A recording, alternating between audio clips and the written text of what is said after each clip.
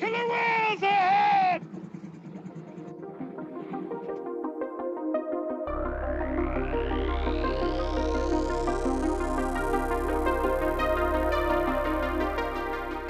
So as we prepared to have you, Zach Abramowitz, guest on the show, I was gearing up to try to figure out how do I segue Orca the killer whale into the conversation.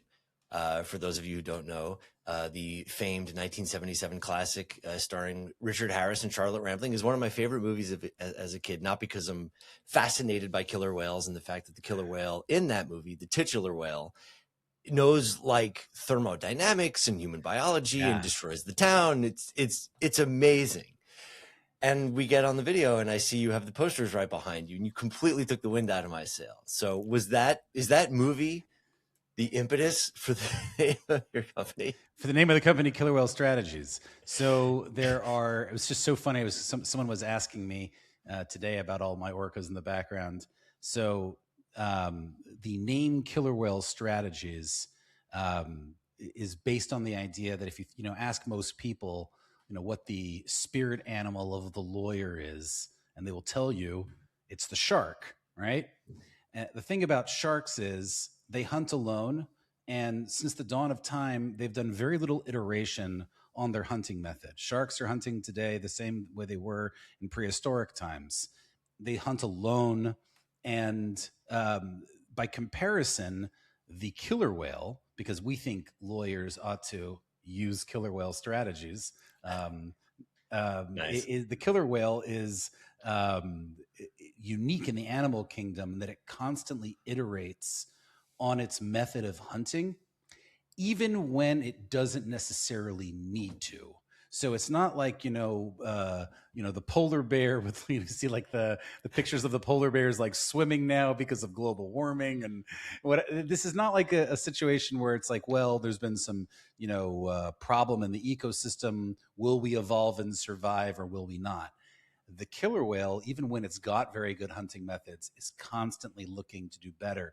It takes big risks. You see, this picture right here is a picture of a special pod of orcas off the coast of Patagonia in South America that knows how to hide inside of waves and come up right on the beach and grab seals. Right? This method has been perfected within the last century. This is not something that is like something that they've learned, thousands or even millions of years ago. We're talking about recent. We've seen it like in our own lifetime. There's one that knows how to like go sneak inside like the kelp as well. That's been documented on BBC. They've started hunting great white sharks off the coast of South Africa. So I think this is a great analogy for the future of lawyers. Number one, killer whales tend to, work smart, not hard. They tend to be much more collaborative. They hunt as a pack, not alone. But again, I think their willingness to go outside and learn these new methods of hunting, the killer whale only hunts. And I'm sure most lawyers were dying to get on this podcast and hear tons of like stats on killer whales. But the killer whale only I'm ready to spends go, dude. around 5% of its time hunting. 95% of its time is spent playing and interacting with others in the pod. So that was the inspiration for the name. Now, personally, when I was younger, I happened to watch this 1970s B movie, Orca the Killer Whale, that came, in the wake of Jaws. And I think whoever came up with the idea was like, well, Jaws did so well. Let's just kind of do the same thing with a killer whale. And as you mentioned, the movie was so preposterous. It was like Moby Dick meets Die Hard, right? So you have like this like killer whale whose mate has been killed by like, weird old Captain Ahab, and he vows revenge on this captain. He's able to, like you said, he knows thermodynamics. He's able to set off like this chain explosion that destroys the sleepy little dock town where the captain is staying when he's not at sea. And the movie was totally ridiculous. Now, when I watched it when I was 4 years old on a Saturday night, because my sister and I were just up watching movies and our parents were nowhere to be found. all of those like nuances were lost on me, and I developed this horrible fear of killer whales. But by the way, it's so funny. People of our age have all seen this movie because it was, such a bust that they were basically like giving it away to like, free TV to show on Saturday nights to unsuspecting school children. So we watched this movie and I became terrified of killer whales to the point where like my mother thought it'd be a good idea to send me to watch Free Willy. And I'm the only person who spent like Free Willy, like sweating bullets and screaming. Like anytime Danny fell in the pool, I'm like, oh my God, he's going to get blown up by that orca, the killer whale. So like it was what I've learned over time is replacing fear with fascination and enthusiasm is just that's the winning method, right? And I think the same thing is true when it comes to lawyers and technology. Like, I'm afraid of new technology too. I'm afraid of having to change. I'm not like someone who necessarily looks forward to new things or having to make huge changes in my life. But I think if you can replace fear with fascination and excitement, you can really reframe how you view the whole thing. So I think it's both my killer whale posters are deeply symbolic and and hopefully good illustrative examples for other attorneys. For sure. Well, I certainly feel seen, and I share your fascination, and I completely agree with you. Bo Derek was also in that movie, by the way. Young Bo Derek is also in that movie. It had some famous people. So my favorite I have part never of seen the John Wick of Orca films. So it really is. I ordered it a few years ago, back when like Netflix was still doing DVDs. I was like, oh, listen, I gotta like come face to face with my fears, only to find out like half the footage of the killer whale was like filmed at SeaWorld. Yes, you can very clearly see these are not ocean waters. You can, but to your point, so in that movie, the orca kills a great white shark brutally. And then the next year, Jaws 2 came out, and the great white shark in that movie kills a killer whale. So they had the studio tit for tat thing going on. Very, very interesting. Now, like in recent years, they've shown that this is like a non-battle, right? Like the killer whale kills the great white shark in something like 2 seconds. Do you know how they do it? Moish, I promise we'll get to like actual stuff. So the way the killer whales do it, it's amazing. It knows to turn the shark upside down, puts it in what's called a state of tonic, and when the shark is upside down, it can't move, and they then proceed to eat its organ, like for fun. They're not even hungry. It's mind blowing. Yeah, I feel like this is an animal lawyers can get behind, right?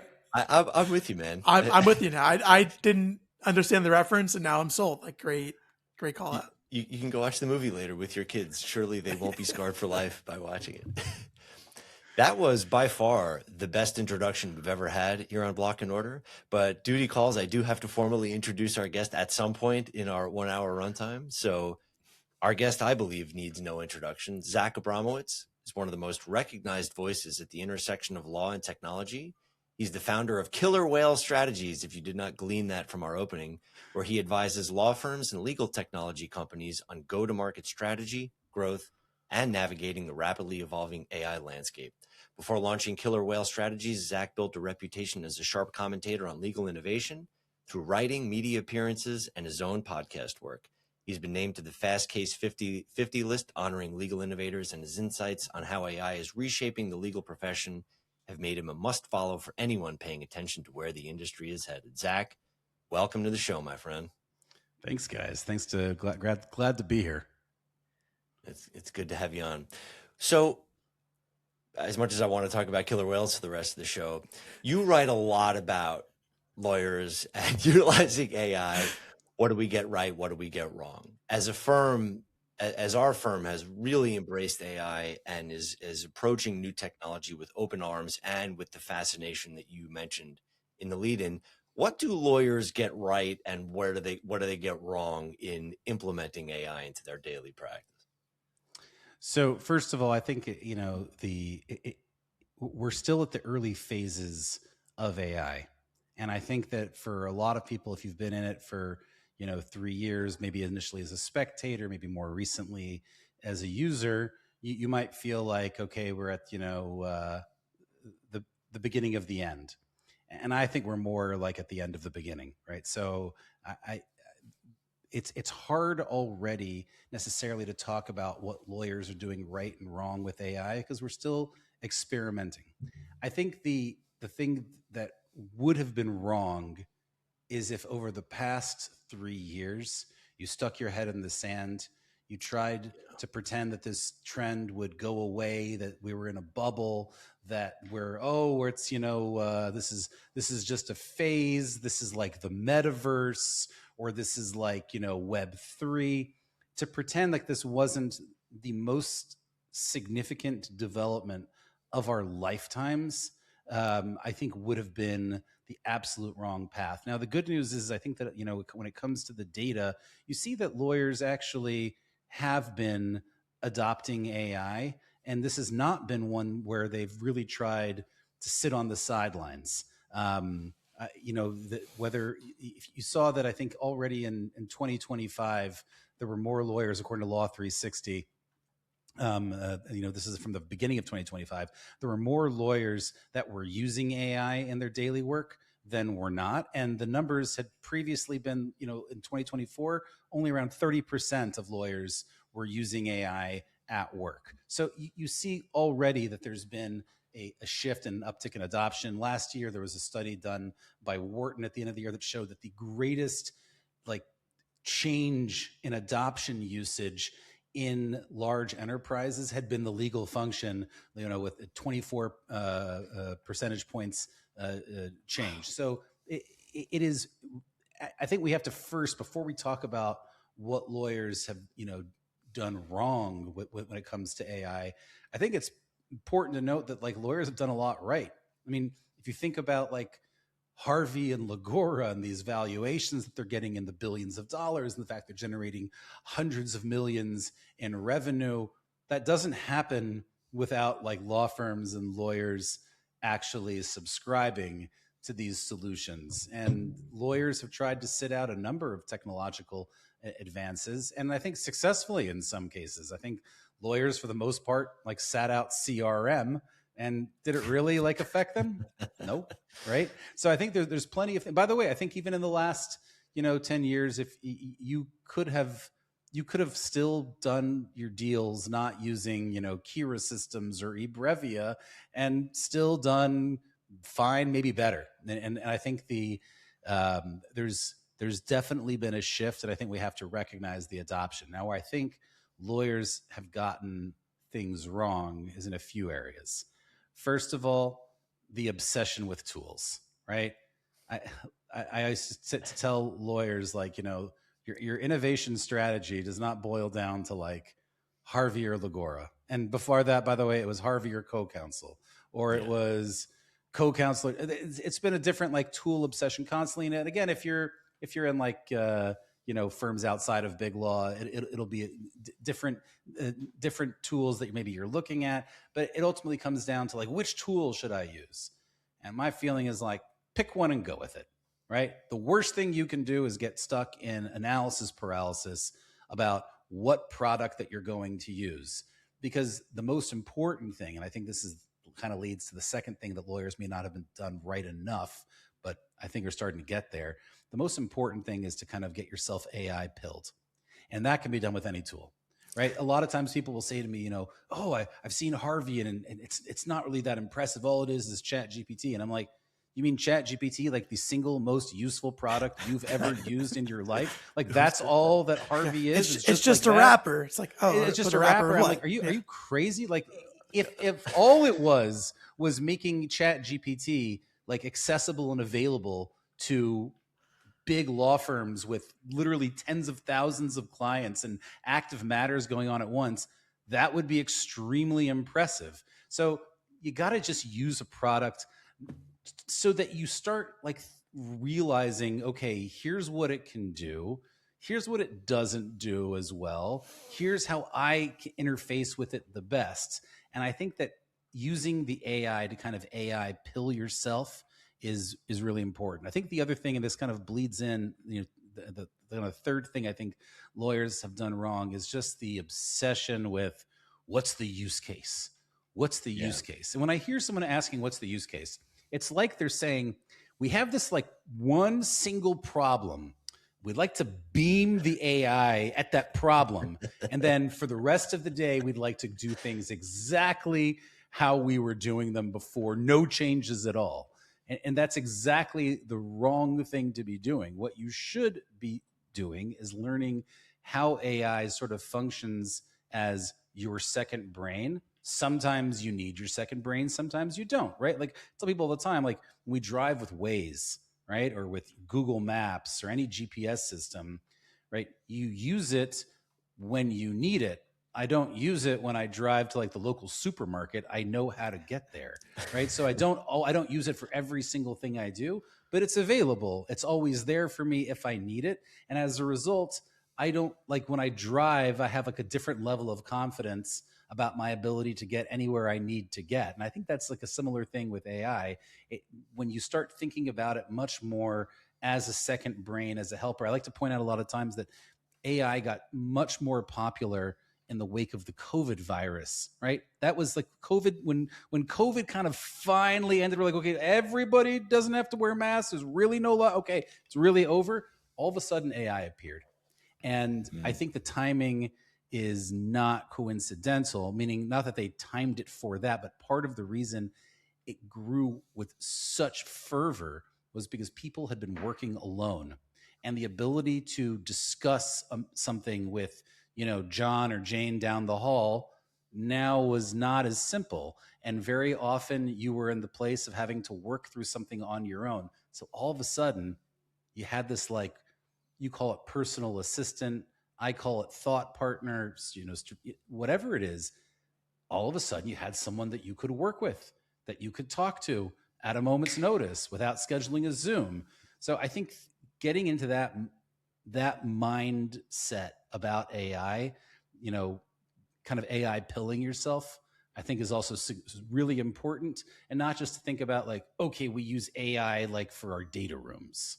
Well, you recently had on your podcast, you know, speaking about the paralysis analysis and tool selection. You had Winston from Harvey and Max from Lagora on your podcast, and I'm sure in your day you speak to other founders of legal tech products and try them out. So I'm curious, you know, in that, like, what do you see differently about these two companies, which are, you know, now multi-billion-dollar valuations and have two, you know, young entrepreneurial founders?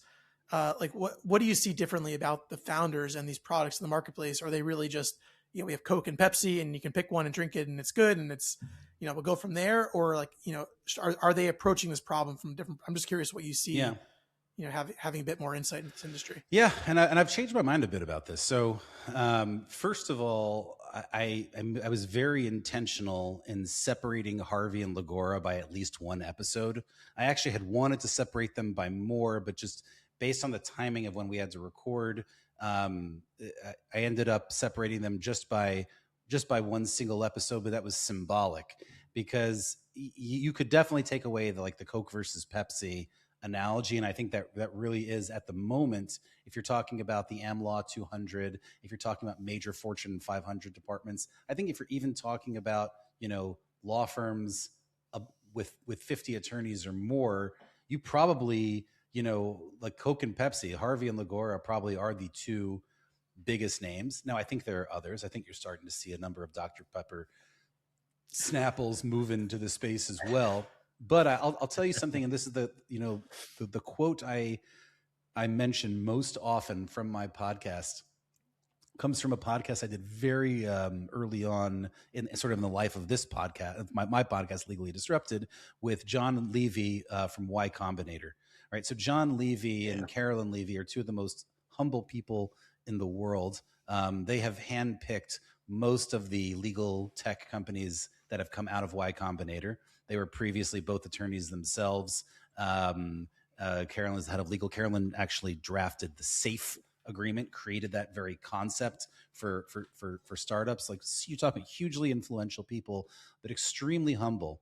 And I asked John on the podcast, I said, hey, listen, you know, I've noticed Y Combinator has always been investing in legal, but you're investing even more these days. Is that because you're particularly bullish on AI as it, like, you know, applies to the legal sector? And he said no. He said, actually, we don't really think about verticals at all. We are like the NBA draft. We simply try to pick the best talent on the board. That's it. And he said, however, it is the case that more top talent today is trying to build in legal than ever. So that, like, our entrepreneurs are paying attention to certain sectors and going after them. So, I think take someone like, like Max. Like Max, unlike Winston, never practiced law at all. I don't think in a previous decade, Max probably starts a company, but probably not one in the legal AI space, right? Because it just might not have been as attractive. Whereas today he'll tell you, like, this is his life's mission. This is what he plans to spend the rest of his professional career doing. That is unique and that is very new. And I've been investing in companies in the legal space since 2019. And today it's like simply the number of top talent teams who know how to execute at the highest levels is just unmatched. And you can follow this like down the line at like all of, whether it's like Harvey, Lagora, Trial Kit, New Code, Solve Intelligence. You go down, and with all these companies, part of the reason they're doing so well is not just because the lawyers are getting on board, but it's because they're much more effective at selling, marketing, building products. And then, of course, the technology you have today is simply like nothing it has before. As it pertains to Harvey and Lagora in particular, where I think I've really changed my mind is I kind of saw them initially as, they're going to be the same kind of company, and some are going to choose Harvey and some are going to choose Lagora, and it'll be a relationships business. It'll be maybe who's got the better brand.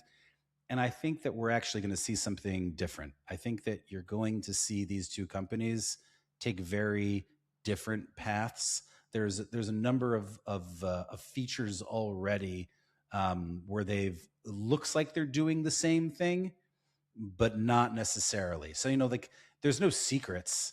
Like, everyone, like, if you're on Team Lagora, what the most recent version of Harvey has, and vice versa. And so it could be a game of like copy and paste, but I actually think you're already seeing like the two founders with slightly different visions that I think will become much more clear over time. Yeah. And then how does that compare? I mean, we had Zach Shapiro on the show, and I know that, we've all through X or different podcasts talk to each other. His view is very strong that all the value here eventually just accrues to Anthropic, and they're going to eat the world, so to speak. I don't know. It's a more nuanced view than that. But how do you compare, what's happening at the foundational layer to what Harvey and Lagora are doing? And, I think obviously from the AmLaw 200 perspective, there's certain needs. It's having an account executive. It's things that Anthropic may not be prepared to provide to you at this time. So there's value in that relationship aspect, as you described. But over time, that might erode, and Anthropic might be able to scale, their account reps. Like, how do you think about that? Not just where it is today, but 3 to 5 years down the road, or Coke has been around for 100 years. Yep.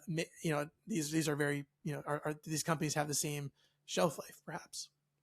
First of all, it's possible, right? Meaning that view that essentially, ultimately, the frontier models are just going to consume everyone and eat everything, right? I've sort of described this as the hungry mungry problem, right? Hungry mungry is a poem by Shel Silverstein, and comes to dinner, eats everything, and eventually, eats himself, right? And to a certain extent, like, it always feels like AI just eating everything. And then I go outside and like everyone still has a job and everyone's still super busy. I go to firms these days. I love to ask, I'm like, hey, by the way, how many of you are not busy since AI came out?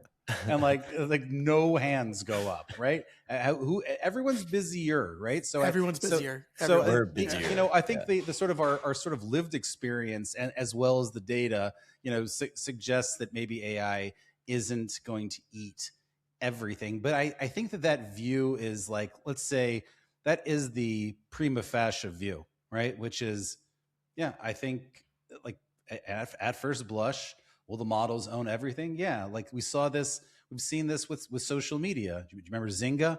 Remember all the companies that tried to build on Facebook? Do you remember Clubhouse or Twitter? Like Clubhouse was just consumed by Twitter Spaces, right? Meaning, like, I get. By the way, my first company, Reply All, was built as tried to be like a kind of an early version of Clubhouse. And what we saw is it was so hard to compete with anything that was even like a imagined potential feature of a social media platform, that it's almost like not worth trying. And by the way, there's plenty of other examples of this, even in software. The plenty of companies that, you know, existed and were around for a while until Salesforce just made them totally irrelevant. So and sometimes companies would partner with Salesforce, so build on the Salesforce ecosystem, and like ultimately that it could definitely go in that direction.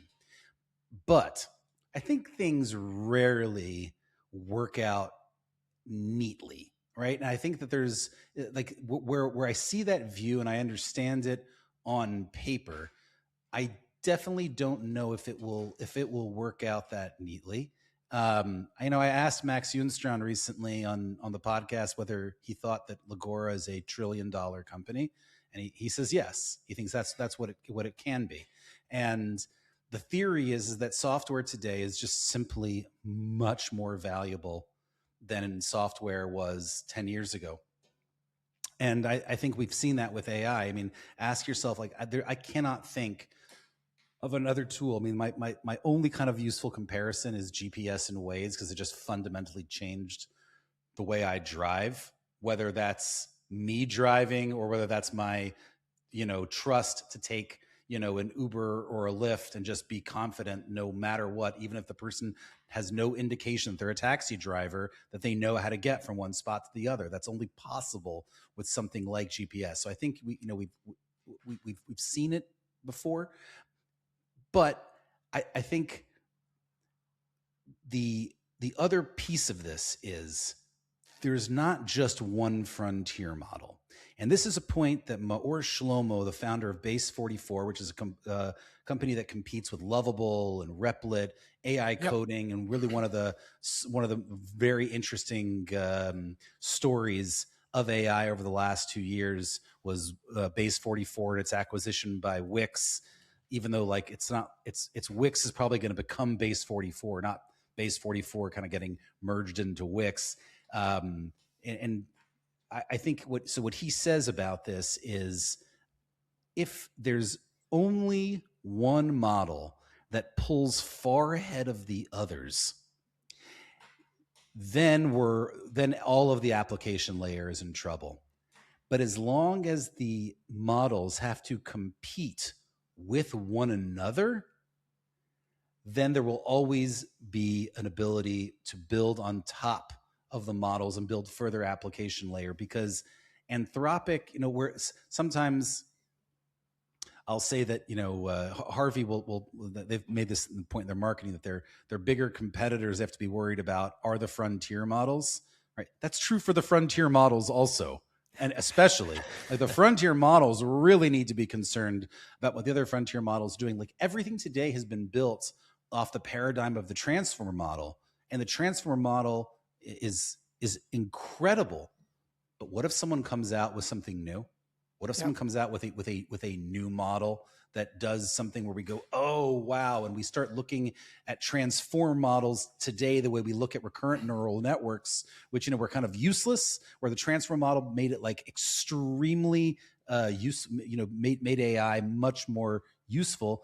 Maybe we see a different kind of model ultimately that is either much more efficient in terms of compute or takes kind of a different tactic. There's going to be a lot of crazy stuff coming out of AI research labs.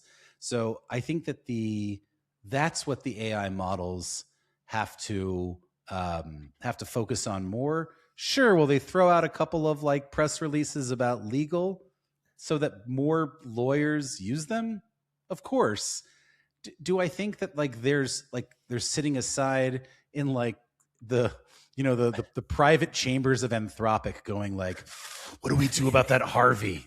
No, I don't. I don't think it's. Yes. I don't think it. I don't think it's really. I don't think it's really, really on their radar just yet.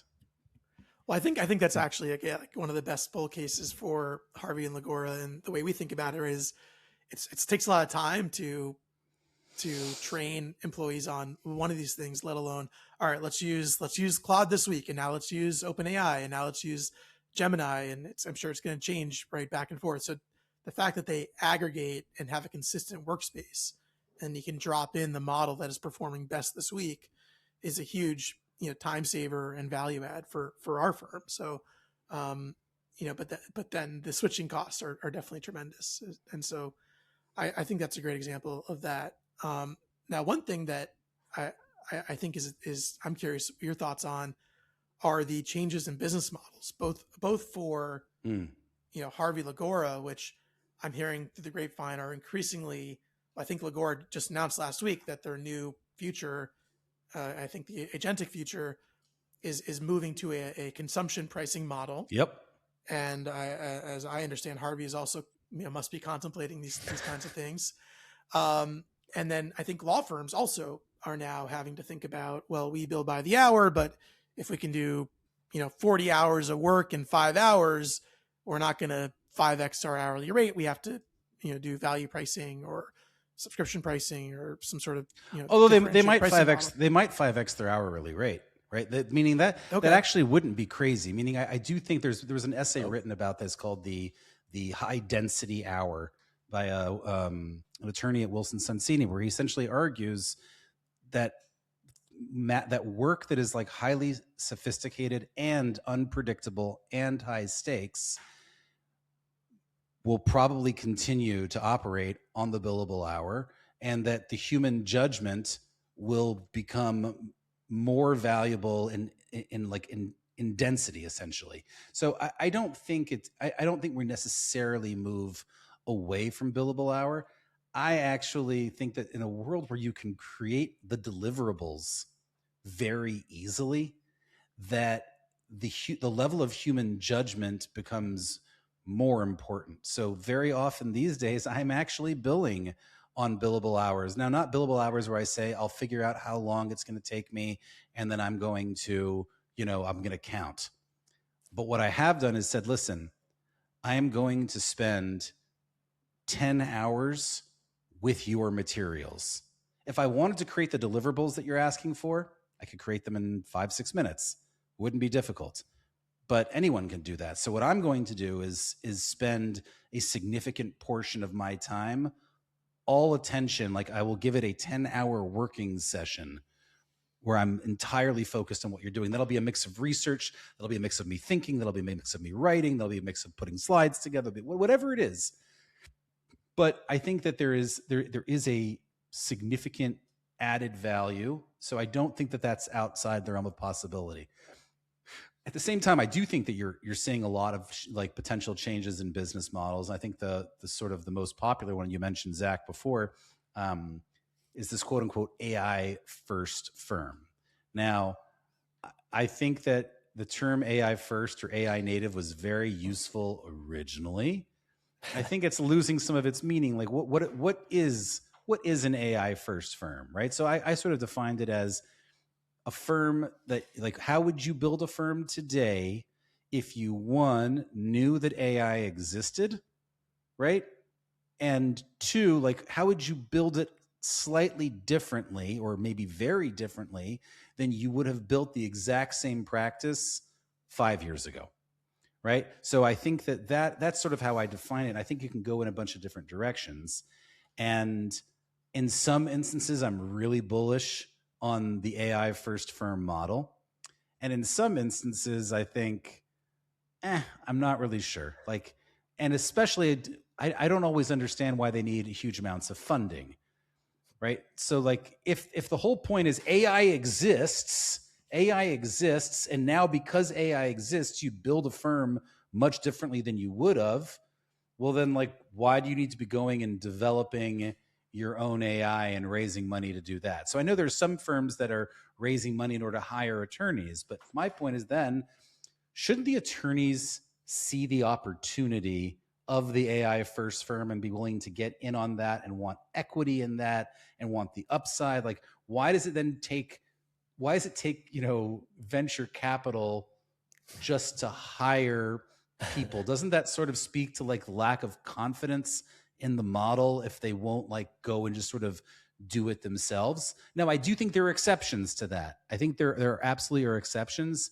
I think that the more you get to like niche workflows, the more you get to something where you can say, listen, this firm is literally only going to do one thing, but that one thing we're going to do better than anyone else. And there's a huge portion of that is tech and process driven, and it's going to require a serious amount of development. Then I do think that it makes some sense. I think maybe if you've got like a PE roll-up strategy with firms where you want to go out and buy other practices and bring them in, I think it could make sense to raise capital. But I don't quite understand why all of these firms are raising money, especially when it comes to things like, oh, we're a firm that now does like your seed round documents. It's like, did we need like to call this AI first? Seed round documents have been like template for a while and have been something that like serious attorneys don't really want to deal with, because it's like, how many issues could there really be at the seed? Usually you'll have like some junior attorney do the work. So I think there's work that like was already on its way to being like commoditized or flat feed and was already sort of leaving the big firms. I mean, they've had like, some of the big firms have like had places where you could just go and like fill out a couple of forms and it would produce like your Series A documents or something. Startup like in a box. Oh yeah. Yeah. Startup in a box. Exactly. Yeah. Something like that. So to pretend like, oh wow, this is so new. Like I just interviewed Dan Mission, who's the founder of Manifest OS, which is like specifically for corporate immigration. Now, there are other firms that specialize in corporate immigration, but I'm just saying like that's one where I'm like, okay, that I hear a little bit more, because you're talking about a very like specific niche, something that like Harvey and Lagora or anyone is not really going to be working on per se. And there's not so many customers to sell it to. So in that case, it does make sense to go and start like a different kind of firm. And I do think that there's a huge opportunity for people like Zach and others. And I know people are doing this right now to go and start firms today and say, hey, listen, I might not have started my own practice once upon a time, but today that actually feels more doable than ever. So in that respect, it's AI first. And you're probably not necessarily going to hire a huge number of associates that you're just levering up matters with, or you'll do things a little bit differently. But it sounds like you think the big firms can, instead of this being a revolution for them, just on the margins, they can maybe adapt their leverage models a little bit and they're going to be fine. And like, totally. Or no. Now I totally. But I think, so first of all, yes. Second of all, I think that there are changes that can be made. So for instance, one thing I'm sort of bullish on is junior attorneys being able to take on significantly more responsibility much earlier in their career. If you're a high agency person, I mean, you've got AI, like I remember like, if it used to be the case when you started a big firm, if you just had to kind of know that there are certain partners that you should gravitate to because they're better and they'll mentor you and they'll teach you. And hopefully that partner will stay at the firm long enough to help you make partner, right? Luck of the draw. If you didn't get that partner as a mentor, or if that's not who you were assigned to, or you just didn't know that that's what you're supposed to do, right? I think a lot of attorneys don't really know how they're supposed to succeed in firms when they go there. So that would have been challenging. Today, that's been democratized, because today, like if there's something you don't know how to do as an attorney, you should be able to look it up. And, might you be doing it exactly the way that that assigning partner wanted you to do it? I don't know, but like you can get smarter much more quickly. I think one thing that you might see firms start to do, I know everyone talks about like, oh, we're just going to stop hiring juniors. I think it might be that you stop keeping senior associates around for as long as you do, because you might be able to get much more work out of the juniors. You might have meaning it could be, and this is where I say things tend to not necessarily work out neatly and nicely like we had all planned. It could be that the move for general counsels is going to be, instead of saying, hey, we don't want to see any bills from your junior lawyers, they might say, hey, listen, please stick juniors on this for more. We might see lawyers making partner after 4 and 5 years simply because of their capabilities with AI. Yeah, it's really interesting. I mean, usually our clients, it's the other way around. They want to see the juniors on the bill, but a lot of concepts, coming together and crystallizing things we've talked about. What is the billable hour? What are our junior associates doing? All the information flowing to Big Law. With so much movement in the space and so many new technologies and new programs being offered all the time. I mean, you're much more plugged into it than I am, and Moish is more than I am. But how do you sift through the flotsam and jetsam of all of this? How do you advise firms as to what is right and what is wrong? I mean, at the very beginning of the episode, you talked about saliently, I think, more is lost from indecision than from the wrong decision. So shit or get off the pot time. But where do you start if you're one of these young firms that's trying to get in and do things differently? Where do you even begin with something like that? Do you just not have 0.1 billable hours? I mean, where do you, what's the step one here? So listen, I think depending on your scale, it sometimes makes sense to hire an advisor, an AI Sherpa, right? So, that's obviously like where I come in for a lot of our clients. But I think let's put like the advisor side, the advisor piece to the side for a bit.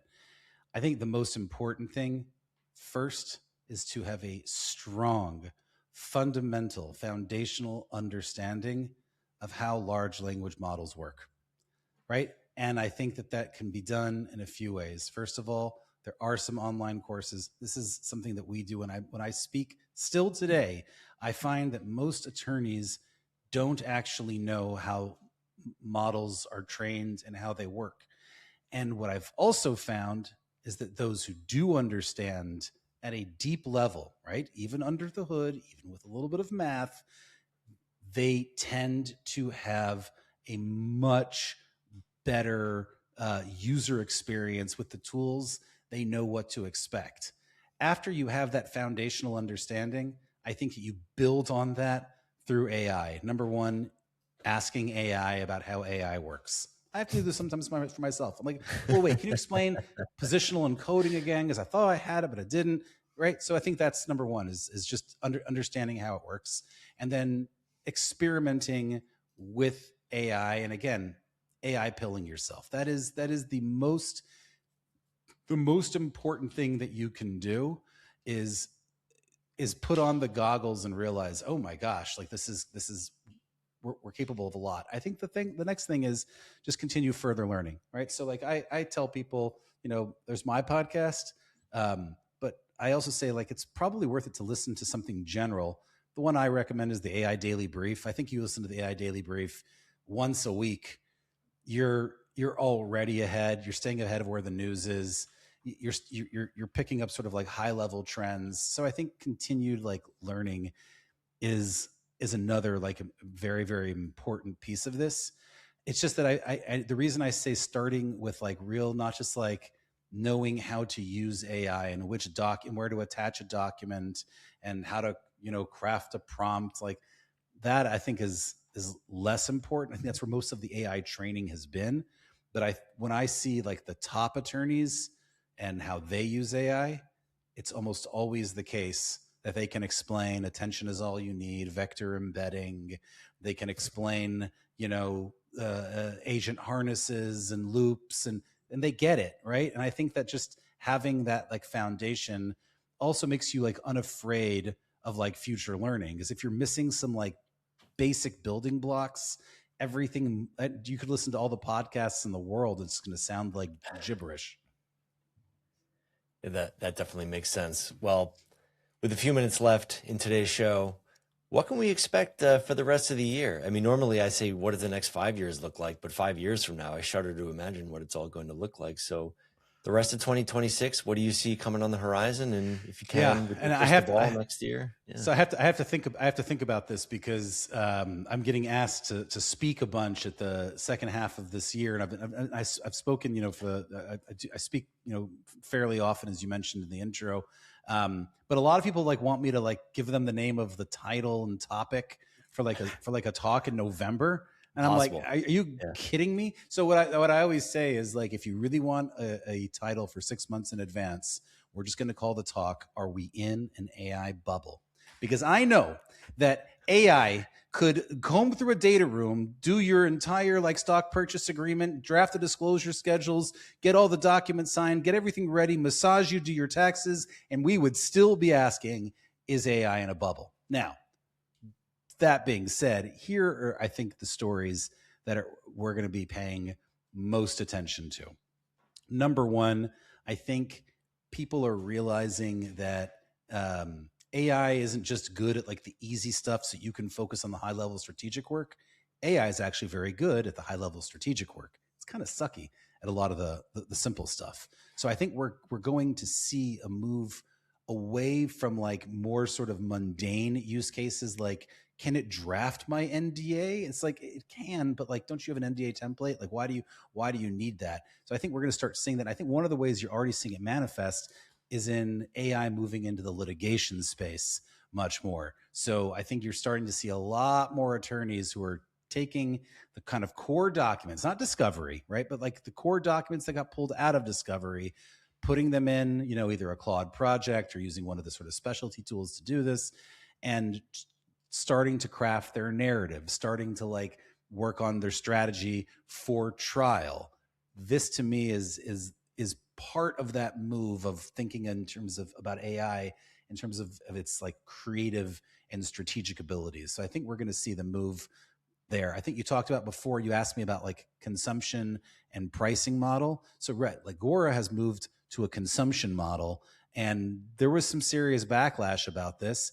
The problem is we're still in the experimental phase. So actually you want to even if consumption makes more sense. By the way, I know certain companies that have been pricing on consumption for a while, and that's been the right business model for them. TrialKit, which is one that specializes in obviously tools for trial and discovery, but being used by a huge number of lawyers in criminal defense and in family law, now moving more into the civil space as well.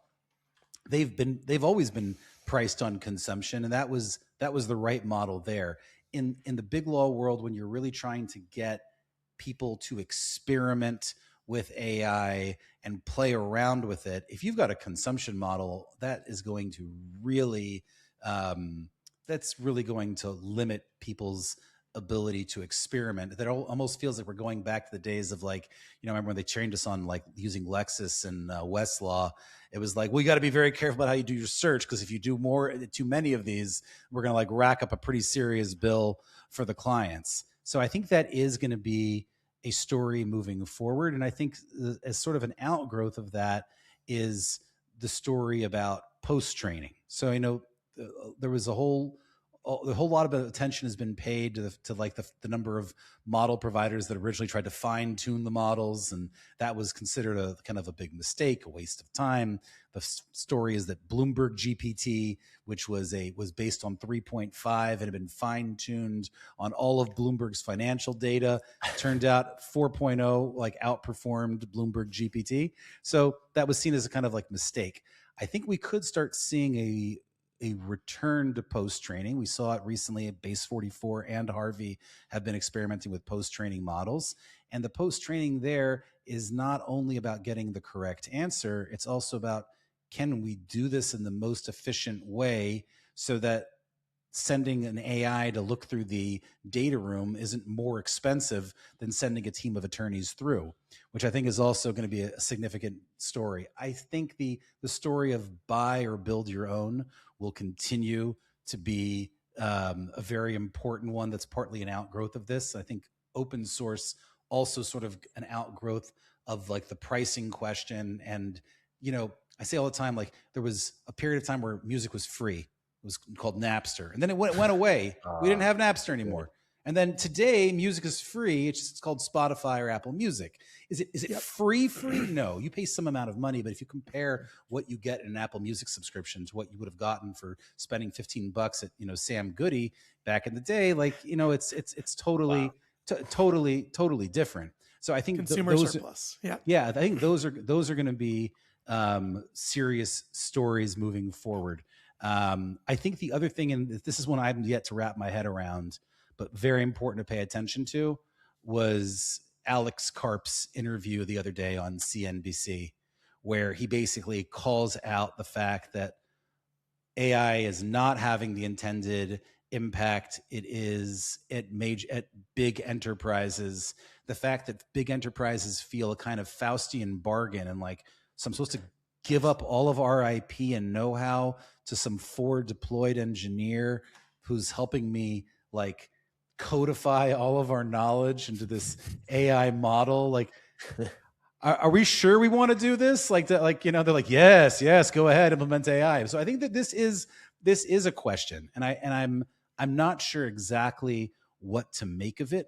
But I do think that's going to be a very, very important topic moving forward, which is, are major enterprises really able to implement AI in a way that's more than just giving their people access to chatbots, which, by the way, is pretty useful for those people? Or will they be able to do something more than that? And how are they actually going to feel about turning over all of their data, all of their know-how to the models and to the forward deployed engineers that are trying to implement those models? That, I think, is going to be a huge question. Wow. Fascinating stuff, Zach. We could probably spend another 6 or 7 hours today just talking about not just globally, but what our firm has been doing and how we've been harnessing this tech and rolling it out. Really fascinating stuff. I can't wait to have you on again in 6 months when this entire world is completely changed. Really thank you for your time and for coming by. Zach Abramowitz from Killer Whale Strategies and Legally Disrupted Podcast. Really appreciate it, and we'll see you soon. Thanks, guys. Thank you.